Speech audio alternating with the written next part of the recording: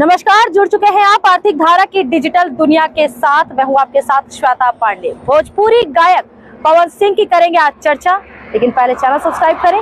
अभी लौटे मुद्दे के साथ। आसनसोल संसदीय क्षेत्र के चुनाव में लग सकता है तड़का। भोजपुरी फिल्मों के पावर स्टार पवन सिंह की हो गई है एंट्री। भाजपा के संभावित प्रत्याशियों में उनका भी नाम है शामिल।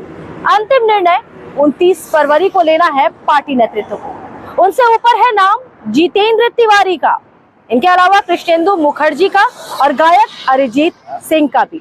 लेकिन सबसे विवादित है पवन सिंह। उन्होंने कर रखी है घोषणा, हारे या जीते लेकिन चुनाव लड़ेंगे जरूर। देखना दिलचस्प होगा कि क्या भाजपा खेलेगी उन पर आसनसोल में जुआ। वैसे साल 2019 में भी भाजपा ने उन्हें दिया था दिलासा हावड़ा से प्रत्याशी बनाने का, लेकिन नहीं मिला उन्हें टिकट। भोजपुरी गीत संगीत की दुनिया में बड़ा नाम है पवन सिंह का। Playback singer, actor, music composer के साथ साथ हैं स्टेज परफॉर्मर भी। जाति से हैं राजपूत। बिहार के जातीय समीकरण में गोलबंदी के केंद्र भी। आरा के निकटवर्ती गांव जोखरी में हुआ था उनका जन्म। तारीख थी 5 जनवरी 1986। स्कूली शिक्षा HNK+2 स्कूल आरा से, आरा के ही महाराजा कॉलेज से स्नातक की पढ़ाई पूरी की। बचपन से ही गायन का था शौक। चाचा थे प्रेरणा स्रोत। वाद्य यंत्र में बजाते थे हारमोनियम। वर्ष 1997 में आया पहला म्यूजिक एल्बम ओढ़निया वाली।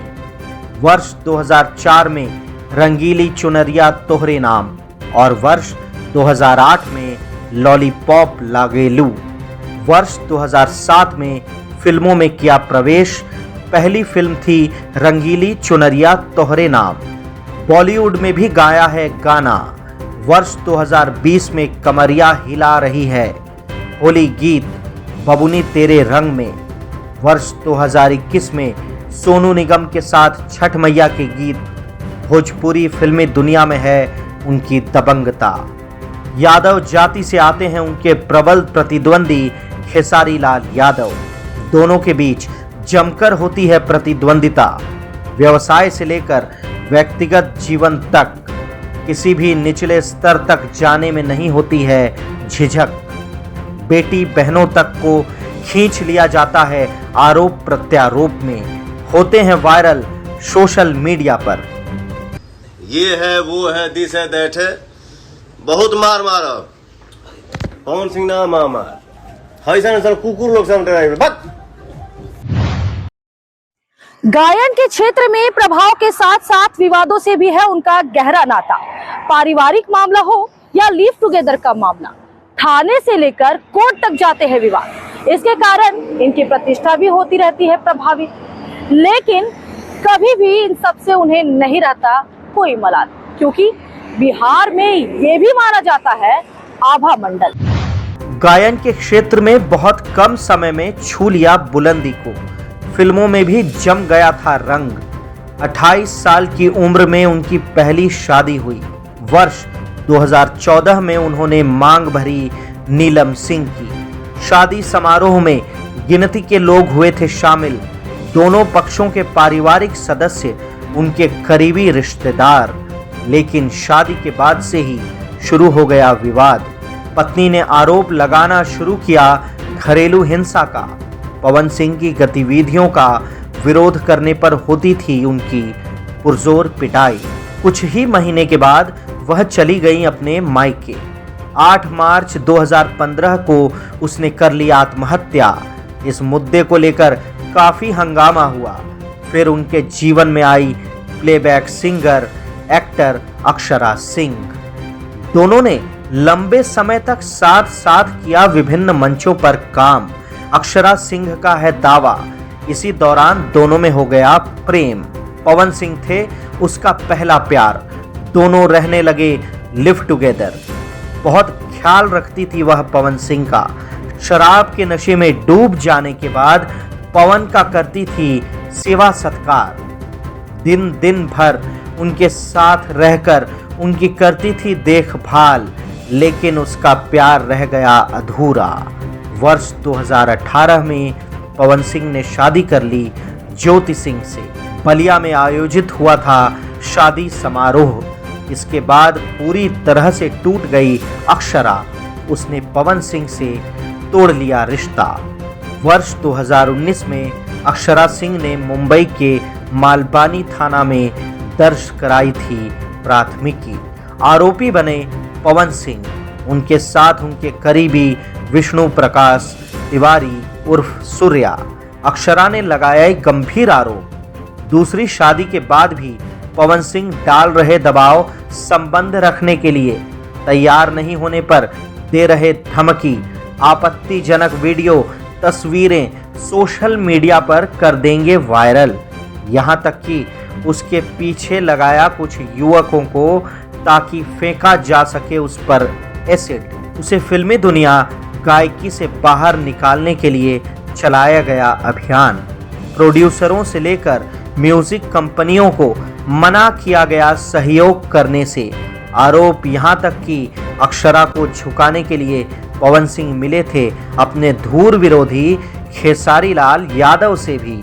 आज भी अक्षरा सिंह कायम है अपने आरोपों पर। हालांकि वह फिर से स्थापित हो चुकी है गायकी और अभिनय के दुनिया में। दूसरी पत्नी ज्योति सिंह के साथ भी पवन सिंह का चलता रहा विवाद। ज्योति सिंह के हैं गंभीर आरोप। पवन सिंह उसके साथ हमेशा करते हैं मारपीट। यहाँ तक कि 2 बार कराया गया उसका अबॉर्शन। लगातार होने लगी घरेलू हिंसा। बढ़ते विवाद के बाद पवन सिंह ने किया वर्ष 2022 में कोर्ट का रुख। दाखिल किया ज्योति सिंह के खिलाफ तलाक का मामला। पिछले सप्ताह दोनों पक्षों में बनी है सहमति। हालांकि सोशल मीडिया में किया जा रहा है दावा। चुनावी छवि बनाने के लिए पवन सिंह ने की है यह पहल। राजनीति में भी पवन सिंह की सक्रियता है। वर्ष 2014 से जुड़े हैं भाजपा से, लेकिन नहीं मिला चुनाव लड़ने का मौका। साल 2019 में लग चुका है झटका, लेकिन इस बार तय कर लिया है उन्होंने भाजपा टिकट दे या नहीं, लेकिन ये तय है कि वे चुनाव जरूर लड़ेंगे। गायकी और अभिनय में झंडे गाड़ने के बाद पवन सिंह ने किया राजनीति में प्रवेश। वर्ष 2014 में शामिल हुए भाजपा में। उन्हें पार्टी का झंडा थमाया था पार्टी के महासचिव अरुण सिंह ने। मौके पर थे बिहार भाजपा के अध्यक्ष नित्यानंद राय, राष्ट्रीय महासचिव भूपेंद्र यादव। पूरे संसदीय चुनाव में दर्जनों सभाओं को किया संबोधित, लेकिन उसके बाद भी विधानसभा चुनाव में नहीं मिला उन्हें टिकट। स्वयं स्वीकार करते हैं पवन सिंह। वर्ष 2019 में पार्टी के 4 नेताओं ने कहा उन्हें हावड़ा से बनाया जा रहा प्रत्याशी। उन्होंने जताई सहमति। जिस दिन टिकट की होनी थी घोषणा, उन्होंने कर रखी थी तैयारी। नाम आते ही मां को करेंगे प्रणाम और निकल पड़ेंगे पश्चिम बंगाल के हावड़ा के लिए। लेकिन प्रत्याशियों की सूची से गायब हो गया पवन का नाम। सारी तैयारियां रह गईं धरी की धरी। मिली पार्टी से काफी हताशा। 2019 में उन्हें आसनसोल या हावड़ा ऐसा कुछ चुनाव लड़ाने की बात बीजेपी के द्वारा कही गई थी, लेकिन ये लोग टीवी देखते रह गए और उम्मीदवार बदल गया। उनके करीबी हैं गीतकार विनय बिहारी। वर्ष 2010 से हैं भाजपा विधायक। पवन सिंह के हैं सजातीय भी। उनके लिए लिखे हैं सैकड़ों गीत। उनका दावा है इस बार चुनाव किसी भी हालत में लड़ेंगे पवन सिंह, क्योंकि उनकी माता का है आदेश, जीते या हारे। संबंधित वीडियो। स्वयं पवन सिंह ने की है घोषणा, इस संसदीय चुनाव में उन्हें उतरना है मैदान में, किसी भी पार्टी से, निर्दलीय और किसी भी इलाके से। नहीं फर्क पड़ता कि उनकी जीत होगी या हार। पहला घर मेरा बीजेपी परिवार ही है। हाँ, लेकिन आपने जो बोला चुनाव लड़ेंगे, अभी तक मैं सीरियस नहीं था। हाँ, किस पार्टी से लड़ूंगा, चुनाव क्षेत्र मेरा क्या होगा, ये अभी तय नहीं है, बट चुनाव लड़ूंगा, ये तय है।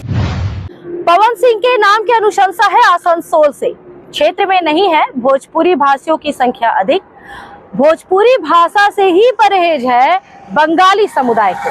सिने स्टार से राजनेता बने बिहारी बाबू शत्रुघ्न सिन्हा आसनसोल से है तृणमूल के सांसद। 3 लाख मतों के अंतर से जीत दर्ज की थी संसदीय उपचुनाव में। इस बार भी घोषित हुए हैं प्रत्याशी। इन हालातों में क्या भाजपा पवन सिंह के नाम पर खेलेगी जुआ? देखना होगा, दिलचस्प। हर राजनीतिक अपडेट पर रहेगी हमारी नजर, पहुंचेगी आप तक आर्थिक धारा यानी अपनी माटी अपनी थाती। अब आइए आपको दिखाते हैं दिन भर की छोटी बड़ी खबरें फटाफट। संदेश खाली कांड का प्रतिवाद किया था रूपनारायणपुर में भाजपा कर्मियों ने। पुलिस ने 3 नेताओं के खिलाफ दर्ज की है गैर जमानती धाराओं के तहत प्राथमिकी। भाजपा विधायक अग्निमित्रा पॉल ने किया इसका विरोध। आसनसोल के भगत सिंह चौक पर किया गया सड़क जाम, नेतृत्व किया विधायक अग्निमित्रा ने। भाजपा जिला अध्यक्ष बाप्पा चैटर्जी ने आरोप लगाया राज्य सरकार पर। प्रतिवाद करने पर भी ममता सरकार लगा रही है रोक। चुनाव में बंगाल की जनता तृणमूल को देगी जवाब। आसनसोल के बाराबानी ब्लॉक कार्यालय में राज्य सरकार ने भेजी मनरेगा की बकाया राशि। 18 फरवरी से 25 फरवरी तक प्रत्येक पंचायत में लगा था शिविर। 26 फरवरी की रात बैंक खातों में आ गई राशि। प्रखंड विकास अधिकारी ने दी जानकारी। ब्लॉक की 8 पंचायतों में बकाया था 93,88,000 रुपए। राज्य सरकार ने भुगतान किया 93,65,000 रुपए। 4 जॉब होल्डरों की हो चुकी है मौत, उनकी ही राशि का नहीं हुआ है भुगतान। साइबर क्राइम के रोकथाम को लेकर झारखंड के सीमावर्ती निरसा में एसडीपीओ कार्यालय में हुई पुलिस अधिकारियों की बैठक। विभागीय डीएसपी सुमित लकड़ा रहे उपस्थित। साइबर क्राइम से बचाव, लोगों को जागरूक करने के लिए दिए गए आवश्यक दिशा निर्देश। लालच के कारण युवा कर रहे हैं साइबर क्राइम। सतर्कता, जागरूकता ही निजात पाने के अंतिम उपाय। आसनसोल के कुल्टी में स्थित है सेल ग्रोथ वर्क्स। कारखाना के मेन गेट के सामने धरना शुरू किया इंटक नेता बाबू दत्ता ने।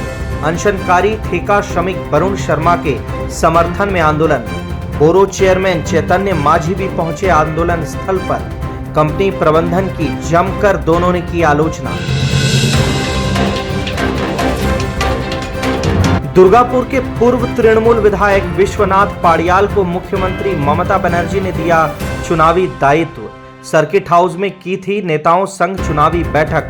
शामिल मंत्री प्रदीप मजूमदार ने दी जानकारी। संसदीय चुनाव में विश्वनाथ पाड़ियाल होंगे दुर्गापुर पूर्व, आसनसोल दक्षिण विधानसभा इलाकों के प्रभारी। विश्वनाथ पाड़ियाल ने कहा, निर्वाह करेंगे मिले दायित्वों का। गुटबाजी पर टिप्पणी करने से किया साफ इंकार। आसनसोल उत्सव कमेटी के सहयोग से आसनसोल हिंदी जन कल्याण मंच आयोजित करेगा 2 मार्च को हास्य कवि सम्मेलन। यह जानकारी दी मंच के पदाधिकारियों ने। कवियों में शामिल हैं राजीव निगम, जानी बैरागी, राधेश्याम भारती, योगेश चौहान, वंशीधर मिश्रा, सोनी मिश्रा, पवन बांके बिहारी। अतिथि होंगे सांसद शत्रुघ्न सिन्हा, मंत्री मलय घटक। तो आज के लिए बस इतना ही। फिर मुलाकात होगी ऐसे ही एक और ज्वलंत मुद्दे के साथ। तब तक के लिए स्वस्थ रहे, अपना ध्यान रखें और जुड़े आर्थिक धारा के साथ। इसके लिए अगर आपने अब तक हमारा चैनल सब्सक्राइब नहीं किया है तो कृपया चैनल को सब्सक्राइब कर लें। वीडियोस पसंद आती है तो वीडियोस को लाइक करें, ज्यादा से ज्यादा शेयर करें और हमसे जुड़ने के लिए आप हमें फेसबुक और एक्स पर भी फॉलो कर सकते हैं। नमस्कार।